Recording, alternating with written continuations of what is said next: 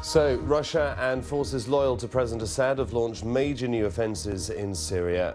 Government aircraft have attacked the northern city of Aleppo, while the Russians targeted what they say are terrorist training camps. The US has condemned Russia's role in the bombing, and it comes as Syria's President Assad says America's new president-elect could be a natural ally. Here's our diplomatic correspondent, James Robbins. Look closely and you can see what appear to be parachute bombs falling on Aleppo.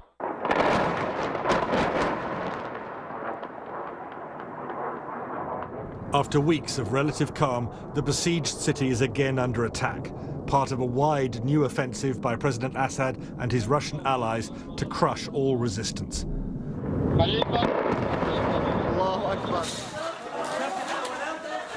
As Syrian White Helmet rescuers responded once again, these teams are funded by Western governments. Moscow swiftly denied any involvement in today's strikes on the city. Its previous bombing here was widely condemned. Instead, Russia is trumpeting the fact that its flagship aircraft carrier Kuznetsov is now in combat, launching airstrikes Russia says are targeting jihadists in the Syrian provinces of Idlib and Homs. President Vladimir Putin, hours after his first phone conversation with President-elect Trump, was being briefed by his military chiefs. For the first time in the history of Russia's naval forces, an aircraft carrier, Admiral Kuznetsov, took part in combat operations. Today, Su-33 jets were flying from the carrier. Russia has been firing cruise missiles too, launched from a frigate. As well as land-based missiles, the Defence Ministry say have been hitting ammunition stores. All part of a strategy to make real gains in Syria while the US government is in transition. In the war for control of Syria, Aleppo has become critical. It was once Syria's largest city and the country's industrial centre. But since 2012, it's been a key battleground of the civil war. The city is divided. Broadly, the government side controls the west. The rebels are hanging on in eastern Aleppo. The UN estimates there are still over 250,000 civilians there.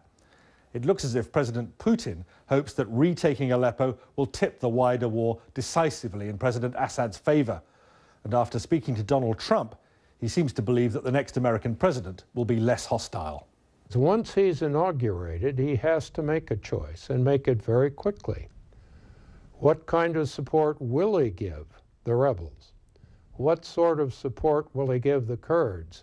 How hard will he press against Raqqa? About what he's going to do. But Syria's President Assad is already seizing on the uncertainty. Telling Portuguese television tonight he sees Donald Trump as a potential ally, not a foe.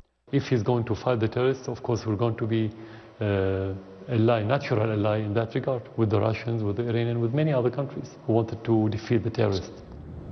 So what is clear?